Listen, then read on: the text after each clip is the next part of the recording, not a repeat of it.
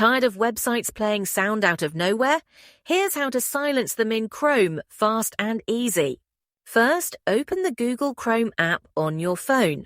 Make sure it's updated to the latest version so all the settings we cover are available. Once you're in Chrome, look at the top right corner and tap the 3 vertical dots to open the main menu. This menu gives you access to everything from bookmarks to advanced settings. Scroll down through the menu and tap on Settings. This takes you to a screen where you can manage how Chrome works on your device. Inside Settings, scroll until you find the option called Site Settings. Go ahead and tap it.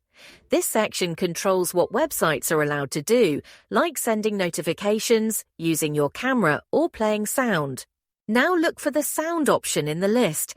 This controls whether sites can automatically play audio when you visit them. Tap on Sound, and at the top of this screen, you'll see a toggle switch. If it's turned on, any website you visit is allowed to play sound by default. To stop this, just tap the switch to turn it off. If you ever want to turn sound back on, just follow the same steps and flip the switch again. If this helped you take control of your browsing experience, give it a like and subscribe for more practical tech tips.